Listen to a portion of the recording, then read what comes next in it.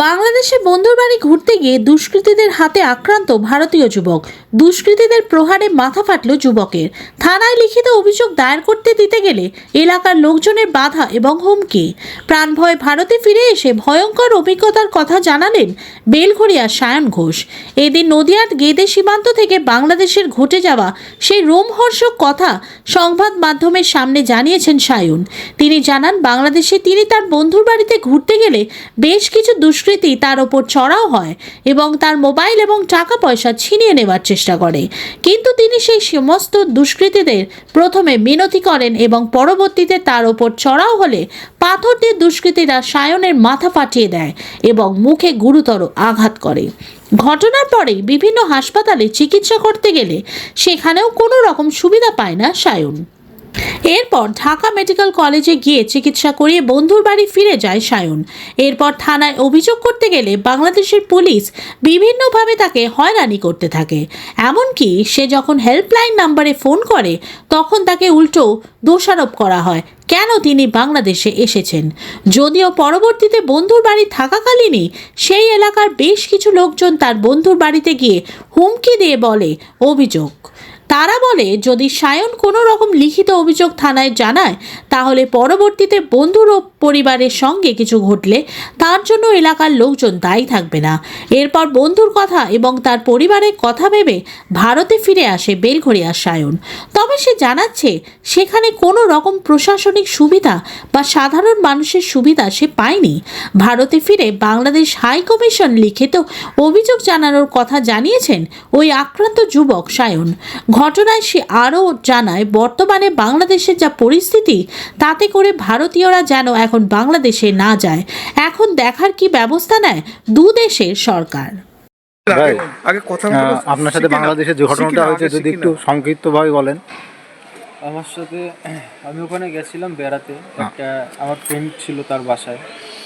তো ওখানে রাত্রি 1:30টার সময়, 26 তারিখ রাত 1:30টার সময় হঠাৎ করে আমার উপর পাঁচজন মিলে আমাকে ডাকে, ঘিরে ধরার পর তারা আমার পকেট হাতাতে শুরু করে। পকেট মানে টাকা পয়সা, মোবাইল এইসব নেওয়ার চেষ্টা করে। তো আমি সেটা ওদের করতে দিইনি, ওদের আটকেছি।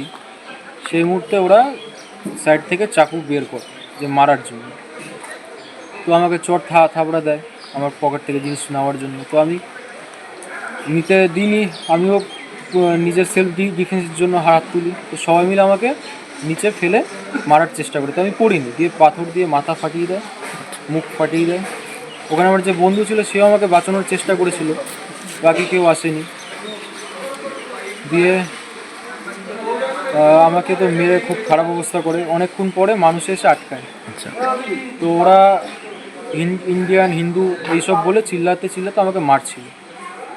তারপরে যখন সব থামলো আমি থানায় গেছিলাম কমপ্লেন করতে। ওদের বাংলাদেশে যে 999 নাম্বার আছে ওখানে আমি কল করেছিলাম। ওরা উল্টে আমাকে জেরা করতে লাগে যে তুমি এখানে কেন এসছো, কীরকম বন্ধু, কী এই সে হ্যান ত্যান এসো আমাকে জিজ্ঞেস করতে লাগে। তারপরে আমায় বলে যে তুমি তাহলে থানায় গিয়ে কমপ্লেন করো। থানায় গিয়ে কমপ্লেন যখন করতে বলে আমি থানায় যাই। ওখানে বলে এই থানায় হবে না, ওই থানায় যাও। আচ্ছা ওই থানায় যাও, ওই থানায় গেলাম। ওই থানায় যাওয়ার পর বলে তুমি আগে হসপিটালে গিয়ে চিকিৎসা করে আসো। তো হসপিটালে যাই আমি।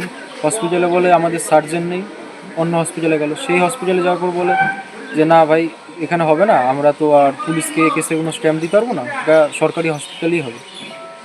তো ঢাকা মেডিকেলে যাই, সেখানে চিকিৎসা করাতে রাত হয়ে যায়, রাত 3টে পেরিয়ে যায়। তারপরে বাড়ি ফিরি, সকালবেলা কেস করব ভাবি। তো সকালবেলায় ওই এলাকারই বড় বড় নেতা বলুন বা উকিল বলুন সবাই এসে ওই বন্ধুর পরিবারকে শাসাতে লাগে যে আমি তো কেস করে চলে যাব, ওরা ওখানে থাকবে, সেই জন্য যেন কেসটা না করে এলাকা ভিত্তিকভাবে ওরা ম্যাটারটাকে ধামাচাপা দিতে চেয়েছে। ওখানকার ছেলে ওরা যত ওখানকারই লোক, বাগানবাড়ি জুড়েন, ঢাকার জুড়েন বাগানবাড়ি এরিয়ার লোক ওরা। তারপরে আমি বললাম ঠিক আছে ভাই, আমার জন্য তোরা কেন সমস্যায় পড়বি, আমি তাহলে বাড়ি চলে আসি। এই বলে আমি বাড়ি চলে এলাম। না ওখানকার পুলিশের থেকে আমি খুব একটা সাহায্য পেলাম, না ওখানকার মানুষের থেকে আমি খুব একটা সাহায্য পেলাম। তো আমি এখন এটাই বলতে চাই যে এখন ভাই এই মুহূর্তে অ্যাটলিস্ট কোনো ইন্ডিয়ান হিন্দু যদি হয় সে বাংলাদেশে না যাওয়াই ভালো তার জন্য। আর আপনার বাড়ি কোথায় এখানে কি আমার ইন্ডিয়া? বাড়ি এখানে কলকাতায় বেলঘরিয়া। আচ্ছা, বেলঘরিয়াতে আমার বাড়ি। এই বিষয়ে কি আপনি হচ্ছে কোনো জায়গায় জানাতে চান কোনো জায়গায়? আমি তো জানাতে চাই, ওই দেশে তো আমাকে কেউ সাহায্য করলো না, এবার এই দেশে দেখি যদি কোনো সাহায্য পাই। হাই কমিশনে গিয়ে আমি একটা কমপ্লেন করতে চাইছি, আচ্ছা, বাংলাদেশ হাই কমিশনে গিয়ে। তোমার নাম? আমার নাম সায়ন ঘোষ।